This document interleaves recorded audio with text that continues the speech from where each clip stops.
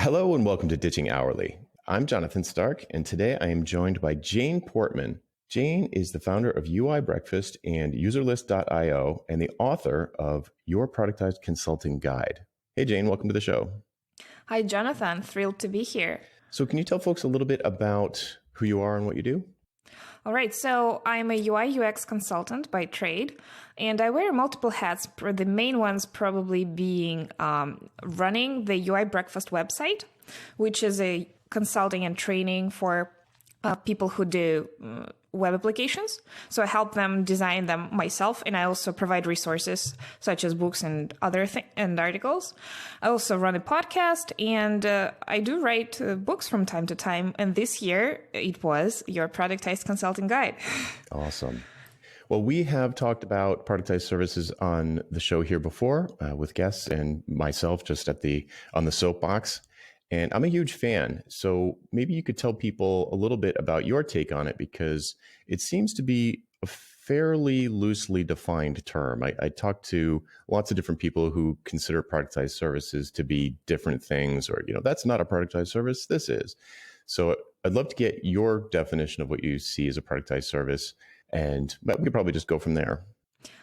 So productized consulting, being a sort of a subset on productized services, is a way of doing consulting where you charge a fixed amount of money for something that is fixed in scope and where you have the total control over the things you do and the value you deliver. And one of the important things is putting the price tag on it and declaring that price tag publicly on your website, which definitely not all consultants do.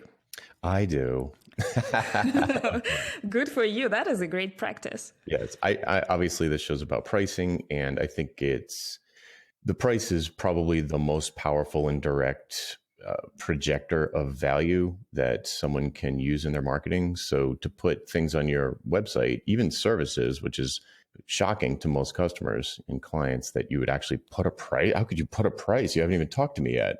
But I have a tendency to put those prices pretty high, set those prices pretty high, so that it indicates to people that, oh, well, this must be worth that. So maybe this person's actually really good.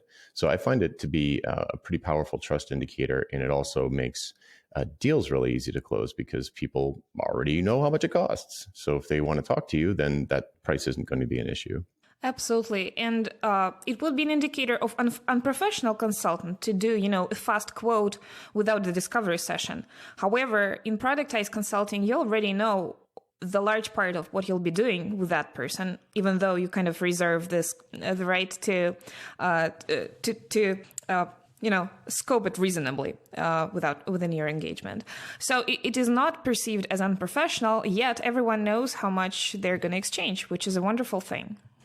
Right, compared to hourly billing, where you don't know how much the service is going to cost until after it's over, which is too late. So how do you right? So how do you deal with scope creep? You mentioned scope just now. How do you deal with clients who keep asking you for more things, or they want you to, I don't know, keep making tweaks to the website? What sorts of services would you consider? What sort of consulting services would you consider offering this way? And how do you manage the scope creep? That is a great question. And protecting yourself is one of the key things you need to do when setting up a fixed price offering. So the strategy I've been following over these years, and that has worked for me, is that I say that I will, for example, that will probably do better with an example. One of my signature services is the UI audit, which is essentially a review, a UI UX review of a web application. And as you imagine, a web application vary dramatically in size, complexity and stuff. But the audit still has a fixed price, because on my sales page, I explicitly say that I'm going to audit the key pages of the app, and I reserve the right to determine which pages that would be and exactly how many, because they can be absolutely different. And large price tag actually helps with that, because people start trusting you more, and they do understand that even if you say it's reasonable, it's going to be reasonable.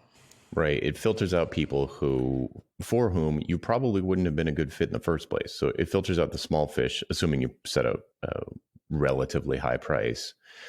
And I would pile on there and say that sort of point out that people who are listening probably don't think about a few things that you do have within your control, but they just typically don't exercise them in a normal hourly arrangement. For example, someone could, send you whatever it is, $20,000 for an audit, and you're great, okay. And then you go in and you do your initial discovery. Maybe at 30 minutes in, you're like, this is too big, or this is a bad fit, or I can't help these people because this is already awesome. You can just refund their money. Mm-hmm. So you can just be like, you know what, you guys, you're already good. You don't need my help. Here's your money back. Absolutely. And you're only like 30 minutes into it. And that's not going to happen all the time. In fact, it's hardly ever going to happen if your marketing is at least halfway decent. And, it's no skin off your nose, because the price that you're getting for the ones that do go through and satisfy the customers are, the profit from those covers any, 30 minutes to an hour that you spend here or there with false starts. Absolutely. There is a number of instruments you can use on your sales page to further, protect yourself and make the customer happy at the same time. One is, of course, being the money back guarantee that you just mentioned. And some consultants I know are super hesitant about offering that. But as you said, if the customer is not happy, you would kind of go through the same process anyways. And just stating it on your sales page is a wonderful instrument. And the other instrument I love is filtering out people who are wrong fit, and who also, just making it super clear what exactly you do and what you don't do. So the part what you don't do is equally important, because it eliminates all the possible misunderstandings, expectations. Maybe people would expect you to export the assets from your design and do some hands-on work. And that is not the part of your current offering that you describe. Absolutely. On that same topic, another thing that I find is beneficial to add to a sales page for a particular productized service, to say, here, if you are like this, if you're in a situation like this, you're a good fit for this. But if your business is like that, we're not a good fit. So, I've seen our mutual friend Nick D on his website, at least at one time, he listed that, if you're venture backed, we're not a good fit. If you don't have X amount of traffic to your web pages on a monthly basis, we're not a good fit. And that scares people to imagine putting that on their own websites, because they think, oh, that's going to drive away business. But in fact, what it does is it makes you more attractive to the people for whom you are a good fit. It makes you more, being more specific and more focused like that, and saying, I'm for people like this, I'm not for people like that. For the people like this, the ones that you're a good fit for, you're much more likely to get the call. And driving away business doesn't really happen, because you would be really miserable if you took on the wrong client. You as well, not just the client. Absolutely. Okay, so what are what's some secret sauce we can talk about here? What sorts of product, or what sorts of consulting services do you think lend themselves really well to this sort of thing, like a productized approach? Like, I'm guessing something like, I don't know, a custom web application build would be a tough thing to do like this. Yes, absolutely. Well, the smaller the package, the easier it is to find a good fit for, a wide range of audiences. One of the approaches I preach in the book, well, everyone doesn't have to follow that, but it is displaying a whole range of different productized consulting services on your website. In the services, your website /services can have a whole menu of those things that you can do. And starting as small as a hourly call, which is a no-brainer for any consultant out there. Then a great candidate for productizing is the initial discovery session, whatever you call it for your industry. In my case, it could be UI audit or any kind of express review, which comes with a report, for example, or with a verbal call, or with a video teardown. There's a range of formats you can pursue. So these are the easiest you can do. And probably the next step would be productizing your first smallest engagement that you find yourself doing most often with most of the clients. Some hands-on work.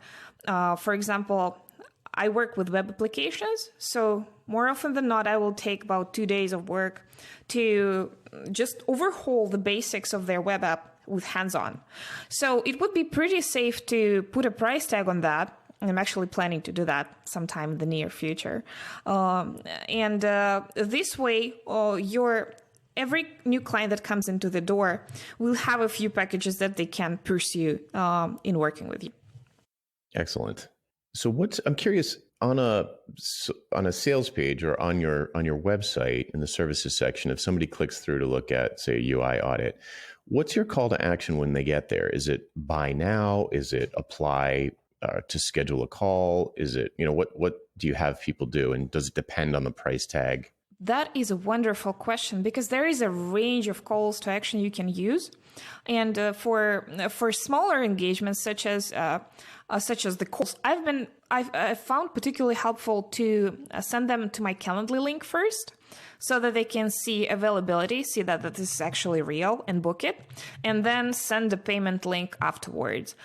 I've been experimenting with making people pay first, but that still doesn't work even for, $300 engagement, because people want to make sure that it's actually, there is a human on the receiving side of this before sending any money your way.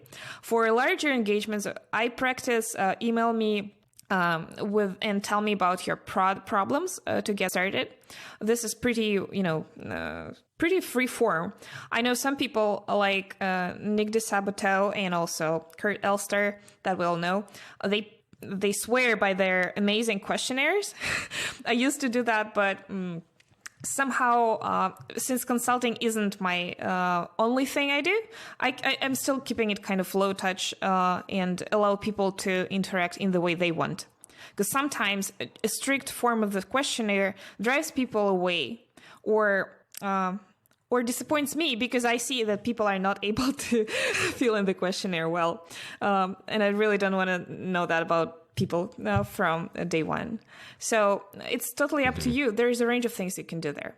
Yeah, I agree with that assessment, where I've experimented with different things, and I think it's very product specific what the most appropriate call to action is for your ideal buyer. So like obviously for a book, you're not going to have an email me first, or you're not going to have a form to fill out. You're just going to have a buy now link, but that's not a productized consulting service. But for other things, especially if you have quite a few, you mentioned Kurt Elster, he's got probably a dozen different offerings. And I know that he gets contacted to sort of confirm which one is the right one for me. So there might be some overlap between the services. They know that you are an expert at a particular thing, and they're not sure what the best way to engage with you is. So there's they might need a little guidance there. Another thing, I think the form approach, where people fill out a form is very interesting in certain cases. And I've used it in cases where I have used it. It has saved me a phone call. But, I don't know. I'm kind of with you. I ended up moving away from it and just saying, look, if you have questions, here's a Calendly link. We can jump on a quick call and I'll address those questions. And you can either move forward or not, or think about a different engagement or not. It's no big deal jumping on a phone call once in a while. I think probably most people listening here aren't getting like 10 or 20 leads per week, and it becomes problematic. If it did become problematic, then yeah, I would put up a gate, like a form or something like that. As you practice more, practice the same, audience, the same services more, you start to, feel that much better. So I can almost qualify a lead just by exchanging one or two emails. I usually don't jump on a call straight away, because just by asking, tell me about your business and what problems you're struggling with, a good client of mine, the one I would love to work with, would, write a reasonably long answer, and they would just state exactly what should be there, specific problems that I usually help with.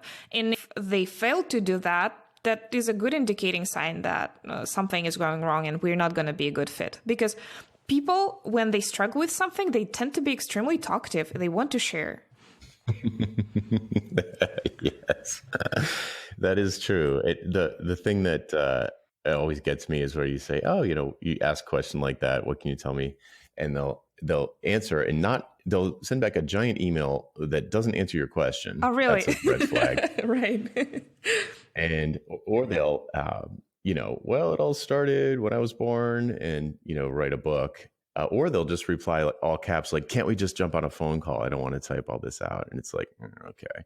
So yeah, I agree with that. I think you can tell a lot from the way that somebody emails you, and not necessarily that the person is a good person or a bad person, but you can tell if you are already having email communication problems, that it's going to be hard to manage any kind of project communication throughout the engagement, because you just don't communicate well. So if you're, so dear listener, if you are imagining a lot of, phone call interaction with your clients, or you're imagining a lot of email with your clients, it makes sense, I think, to kind of get that ball rolling in the sales process and, validate that you two communicate well in that particular medium. Absolutely. And, for example, I'm serving a specific ecosystem of small to medium sized startup founders.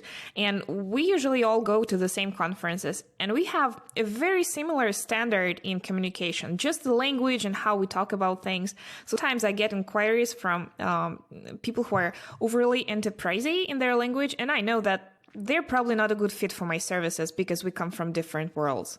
So maybe each of you listening could get the same sense for your audience as well.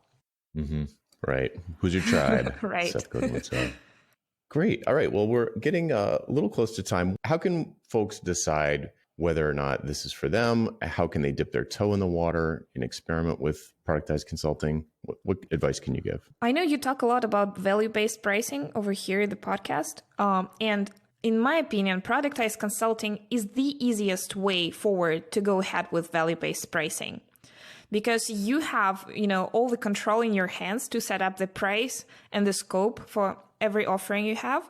And that is an amazing context. You have, all this space on the sales page to describe your amazing services and the value you bring. In my biography, that was a wonderful step up from hourly billing. So since we're ditching out here, that is definitely a no-brainer to try. And of course, you can always go away from it, but it's definitely one of the simplest way to try, because the MVP essentially is as little as one paragraph of text on your services page. That is something that everyone can pull off. Great, Jane. Well, thanks for coming on. Where can people find out more about you? So my home website is uibreakfast.com, and that's where everything lives. You can find the book we're talking about at uibreakfast.com/productized.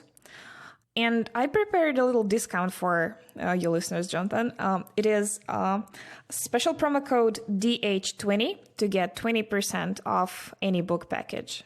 Fabulous. Thank you very much. I'll thank you on behalf of the dear listener. Okay, folks. So go to uibreakfast.com/productized and use code DH20.